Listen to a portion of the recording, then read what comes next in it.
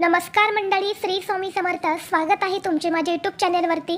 आजचा दिवस तुम्हाला खूप छान सुखाचा, आनंदाचा जाऊ हीच मी स्वामींच्या चरणी प्रार्थना करते आणि आजच्या नवीन व्हिडिओला सुरुवात करते. उद्या 6 जानेवारी 2026 वार मंगळवार आणि या दिवशी आलेली आहेत वर्षातील पहिली संकष्टी चतुर्थी. योगायोगाने वर्षाच्या पहिल्याच संकष्टीला अंगारक योग निर्माण झालेला आहे. जेव्हा चतुर्थी तिथी ही मंगळवारी येते तेव्हा अंगारक योग हा निर्माण होतो आणि म्हणून या चतुर्थीला अंगारकी संकष्टी चतुर्थी असे म्हटले जाते. अंगारक हे मंगळ ग्रहाचे नाव असल्याने या दिवशी गणपती बाप्पांबरोबरच मंगळ ग्रहाची विशेष कृपा मिळत असते. अंगारकी चतुर्थीला केलेले व्रत आणि पूजेमुळे वर्षभरात केलेल्या सर्व संकष्टी चतुर्थीच्या व्रताचं पुण्य जे आहे तर ते मिळत असते आणि यामुळे घरातील सर्व संकटे दूर होतात, सुख समृद्धी वाढते आणि बाप्पांच्या कृपेने सर्व मनोकामना या देखील पूर्ण होतात. धार्मिक ग्रंथानुसार फक्त एका अंगारकी संकष्टी चतुर्थीचे व्रत केल्याने संपूर्ण वर्षभरातील संकष्टीचे शुभ फळ जे आहे तर ते प्राप्त होते. असं म्हटलं जातं की या दिवशी गणपतीने मंगळ ग्रहाला वरदान दिले होते. त्याचे नाव सदैव लोकांच्या स्मरणात राहील. म्हणूनच या चतुर्थीला विशेष महत्त्व दिले जाते आणि म्हणून या दिवशी अगदी लहान मुलांपासून ते मोठ्यांपर्यंत सर्वजण व्रत करून गणपती बाप्पांची पूजा करत असतात. यामुळे जीवनातील सर्व समस्या या दूर होतात. धार्मिक दृष्टीने अंगारकी चतुर्थीचा दिवस हा अतिशय महत्त्वाचा आणि शुभ असल्यामुळे या दिवशी व्रतासोबतच गणपती बाप्पांच्या पूजेसोबतच काही प्रभावी उपाय आणि सेवासुद्धा केल्या जातात. आज व्हिडिओमध्ये मी तुम्हाला एक असा उपाय सांगणार आहे जो आपल्याला उद्या मंगळवारी अंगारकी चतुर्थीला करायचा आहे.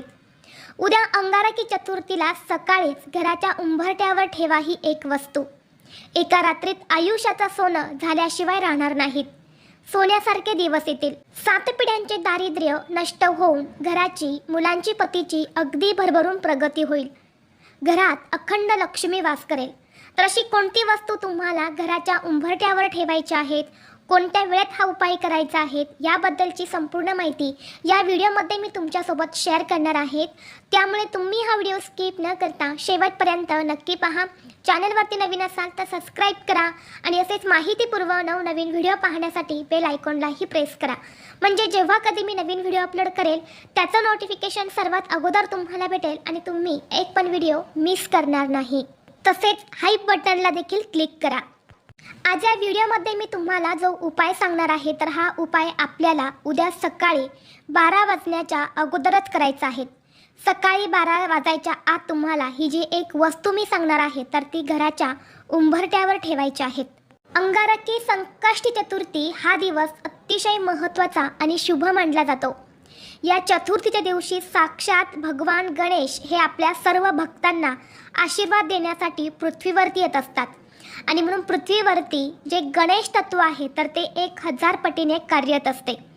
आणि या दिवशी आपण जे काही उपाय करतो, ज्या काही सेवा करतो तर त्या सेवेचं, त्या उपायांचं बाप्पांच्या कृपेने आपल्याला शीघ्र फळ प्राप्त होते. गणपती बाप्पांचा आशीर्वाद हा आपल्याला प्राप्त होतो आणि आपल्या सर्व इच्छा मनोकामना या देखील पूर्ण होतात. अंगारकी चतुर्थीच्या दिवशी ज्या घरात हा एक उपाय आवर्जून केला जातो त्या घरातील सर्व दुःख, संकट, अडचणी, अडथळे हे गणपती बाप्पांच्या कृपेने दूर होतात आणि त्या कुटुंबावर कधीही वाईट संकट, विघ्न हे येत नाही. तसेच घरामध्ये नेहमी माता लक्ष्मी अखंड वास करते. कारण मंगळवार हा माता लक्ष्मीला आपल्या कुलदेवीला देखील समर्पित असणारा दिवस आहे आणि त्यामुळे हा दिवस धनप्राप्तीसाठी आणि लक्ष्मी प्राप्तीसाठी देखील अतिशय महत्त्वाचा मानला जातो. आणि म्हणून जर तुमच्या आयुष्यामध्ये तुम्हाला सतत आर्थिक अडचणींना सामोरे जावं लागत असेल, वारंवार आर्थिक अडचणी येत असतील, तुमच्या घराची भरभराट होत नाही, घरात पैसा पाणी टिकत नाही, व्यवसायामध्ये काही समस्या येत असतील, तुमचा व्यवसाय आहे तो चांगला चालत नाही, व्यवसायामधून हवा तसा पैसा तुम्हाला मिळत नसेल किंवा घरामध्ये पैसा येतो परंतु तो काही ना काही कारणाने घरातून निघून जात असेल, म्हणजे तुमच्या घरामध्ये पैसाच हा टिकत नसेल, तर या सर्व कारणांमुळे समजते की आपल्या घरामध्ये लक्ष्मी स्थिर नाही. घरामध्ये लक्ष्मी नांदणे म्हणजे फक्त पैसाच असणं असं होत नाही, तर घरामध्ये एक प्रकारची सुख, शांती, समृद्धी असणं सुद्धा तितकंच महत्त्वाचं आहे. आपल्या घरामध्ये एक प्रकारचे आनंदाचे आणि सकारात्मक वातावरण असणं सुद्धा तितकेच गरजेचं आहे. जेव्हा असं सगळं वातावरण आपल्या घरामध्ये असते तर यालाच लक्ष्मी नांदणे असे म्हणतात. आपल्याला आपल्या आयुष्यामध्ये भरपूर पैसा हवा आहे, परंतु घरात पैसा येण्यासाठी घरातील वातावरण हे अनुकूल असणं सुद्धा तितकंच महत्त्वाचं असतं. आणि म्हणून आपल्याला उद्या अंगारकी चतुर्थीला हा उपाय जो आहे तर तो करायचा आहे. कारण गणपतीला विघ्नहर्ता, बुद्धीचे देव मानले जाते. या दिवशी आपण हा उपाय जर केला तर आपल्या घरामध्ये गणपती बाप्पांच्या कृपेने आपल्या घरातील सर्व समस्या, अडचणी, दुःख हे दूर होतील. तसेच हा उपाय केल्याने आपल्या घराची, मुलांची, पतीची भरभरून प्रगती होईल. घरातील दारिद्र्य नष्ट होऊन सोन्यासारखे दिवस येतील. कारण गणपती बाप्पा हे अडथळे आणि नशीब आणणारे देव मानले जातात आणि संकष्टी म्हणजे संकट दूर करणारी अशी ही तिथी. म्हणून हा उपाय जो आहे तर तो आपल्याला उद्या अंगारकी चतुर्थीला आवर्जून करायचा आहे. हा जो उपाय मी तुम्हाला सांगणार आहे तर हा उपाय घरातील स्त्रिया, पुरुष किंवा मुलं कोणीही करू शकते. हा उपाय करण्यासाठी तुम्हाला उद्या मंगळवारी सकाळी लवकर उठायचं आहे.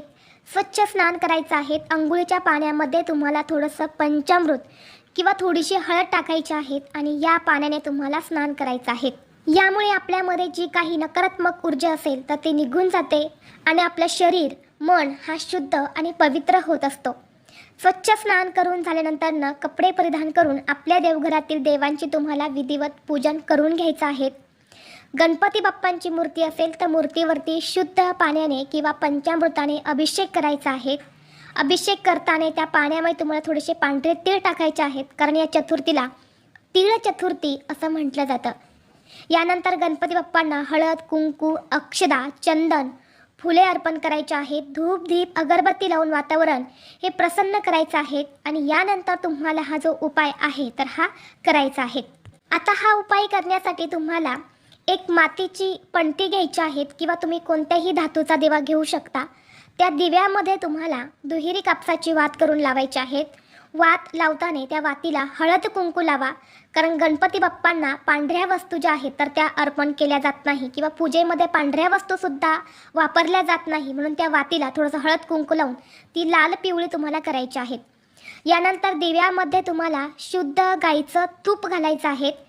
एक प्लेट घ्यायची आहे. प्लेटमध्ये तुम्हाला हा दिवा जो आहे तर तो ठेवायचा आहे आणि दिव्याखाली तुम्हाला थोडीशी मसूर डाळ जी आहे तर ती ठेवायची आहे आणि त्या डाळीवरती हा दिवा तुम्हाला ठेवायचा आहे. यानंतर काय करायचं आहे, तुम्हाला एक सुपारी लागणार आहे. सुपारी घेताना चांगली घ्यायची आहेत. कुठे किडलेली किंवा खराब झालेली अशी घेऊ नका किंवा तुम्ही अगोदर पूजेमध्ये वापरलेली आहेत अशी सुपारी तुम्हाला घ्यायची नाही. एक चांगली तुम्हाला नवीन, कोरी, करकरीत अशी सुपारी घ्यायची आहेत आणि सुपारी घेताना जी आपण पूजेमध्ये वापरतो तीच घ्या. कारण सुपारीचे 2 प्रकार असतात. एक खाण्याची सुपारी आणि दुसरी पूजेची सुपारी. पूजेमध्ये आपण जी सुपारी वापरतो तर ती आकाराने छोटी असते, तर तीच सुपारी तुम्हाला हा उपाय करण्यासाठी घ्यायची आहे. आता बघा, गणपती बाप्पांच्या पूजेमध्ये सुपारीचं किती मोठं महत्त्व आहे. जेव्हा आपल्याकडे गणपती बाप्पांची प्रतिमा नसते तेव्हा आपण सुपारीला गणपती बाप्पांचं प्रतीक म्हणून सुपारीची पूजा करत असतो, सुपारी पूजेमध्ये ठेवत असतो. इतकं महत्त्व या सुपारीला दिले जाते. सुपारीशिवाय आपली कोणतीही पूजा जी आहे तर ती देखील पूर्ण होत नाही. या सुपारीमध्ये साक्षात भगवान श्री गणेशाचा वास असतो आणि म्हणून आपल्याला एक सुपारी घ्यायची आहे. यानंतर सर्वप्रथम तुम्हाला त्या सुपारीवरती शुद्ध पाण्याने अभिषेक करून घ्यायचा आहे. यानंतर सुपारी ही आपल्या उजव्या हातामध्ये घ्यायची आहे. ओम गण गणपते नमः, ओम गण गणपते नमः या मंत्राचा तुम्हाला 108 वेळा जप करायचा आहे. यानंतर तुम्हाला एक विड्याचं पान घ्यायचं आहे, ज्याला खऊची पानं असं देखील म्हटलं जातं. तर त्या खऊच्या पानावरती तुम्हाला ही जी सुपारी आहे तर ही ठेवायची आहे. यानंतर तुम्हाला काय करायचं आहे, एक तांब्याचा कलश घ्यायचा आहे. कलशामध्ये शुद्ध पिण्याचं पाणी भरायचं आहे. थोडीशी हळद टाकायची आहे आणि जे हळदीचं पाणी जे आहे तर ते तुम्हाला उंबरठ्यावरती, उंबरठ्याच्या बाहेर मुख्य प्रवेशद्वारावरती शिंपडून घ्यायचं आहे. यामुळे आपल्या उंबरठ्याच्या बाहेर जी काही नकारात्मकता येऊन थांबलेली असते तर ती आपल्या घरामध्ये येऊ नये म्हणून आपल्याला हे जे पाणी आहे तर हे शिंपडायचं असतं. यानंतर एक स्वच्छ कपडा घेऊन ते तुम्हाला पुसून काढायचं आहे. यानंतर जो दिवा आपण प्रज्वलित केलेला आहे, दिव्याखाली आपण जी मसूर डाळ ठेवली होती तर तो दिवा तुम्हाला सर्वप्रथम तुमच्या मुख्य प्रवेशद्वाराच्या बाहेरून तुम्हाला लावायचा आहे. जेव्हा तुम्ही बाहेरून घरामध्ये प्रवेश करता, जी तुमची उजवी साईड असणार आहे, तर तिथे हा दिवा तुम्हाला ठेवायचा आहे. यानंतर उंबरठ्यावरती हळदीचं लेपन करायचं आहे. हळदीचं लेपन कसं करतात हे सर्वांनाच माहीत आहे. हळद घ्या, त्यामध्ये तुम्ही पाणी टाका, त्याची पेस्ट बनवा आणि उंबरठ्यावरती हळदीचं लेपन करायचं. यानंतर तुम्हाला सर्वप्रथम कुंकवाचा थोडासा गंध तयार करायचा आहे आणि गंधाने तुमच्या उंबरठ्याच्या मधोमध एक स्वस्तिक काढायचं आहे. त्या स्वस्तिकवर तुम्हाला हळद, कुंकू, अक्षता अर्पण करायच्या आहेत आणि त्या स्वस्तिकवरती तुम्हाला ही जी सुपारी आपण घेतली आहेत, खाऊच्या पानावरती ठेवली आहेत, तर त्या पानासहित तुम्हाला ती सुपारी जी आहे तर ती आपल्या उंबरठ्यावरती मधोमध ठेवायची आहेत. यानंतर त्या सुपारीला हळद, कुंकू, अक्षता तुम्हाला अर्पण करायचे आहेत, एक फूल अर्पण करायचं आहे आणि दोन्ही हात जोडून तुम्हाला श्री गणेशाचं नामस्मरण करायचं आहे. गणपती बाप्पांना प्रार्थना करायच्या आहेत की माझ्या घरात कोणतेही संकट, अडचणी, अडथळे येऊ देऊ नका. तुमच्या कृपेने माझ्या कुटुंबाची भरभराट होऊ दे. आणि ही सुपारी जी आहे तर ती आपल्याला संपूर्ण दिवसभर तशीच उंबरठ्यावरती राहू द्यायची आहेत. संध्याकाळी तुम्ही 5 वाजल्यानंतरनं एक लाल रंगाचा कपडा घ्या. त्या कपड्यामध्ये तुम्हाला ही सुपारी जी आहे तर ती ठेवून त्याची एक पोटली तयार करायची आहे, ती बांधून घ्यायची आहेत आणि ही जी पोटली आहे तर ही तुम्हाला तुमच्या मुख्य प्रवेशद्वारावरती ठेवायची आहेत. वरती किंवा साईडला जिथे कुठे बांधायला किंवा ठेवायला जागा असेल तर तिथे ही सुपारी तुम्हाला बांधून द्यायची आहेत. सेफ्टी डोर असेल तर सेफ्टी डोरला देखील तुम्ही ही सुपारी जी आहे तर ती बांधू शकता. ही सुपारी आपण अभिमंत्रित केलेली आहेत. त्यामध्ये एक दैवी शक्ती असते. गणपती बाप्पांचं प्रतीक म्हणून सुपारीची पूजा केली जाते आणि जेव्हा अशी सुपारी आपल्या मुख्य प्रवेशद्वारावरती असते तेव्हा कोणतेही संकट, अडचणी ज्या आहेत किंवा जे काही दोष आहेत तर ते आपल्या घरामध्ये येत नाही. बऱ्याच वेळा बाहेरचे अनेक लोक आपल्या घरामध्ये येत असतात आणि प्रत्येक येणारा व्यक्ती हा मनाने चांगला असतो असं नसतं.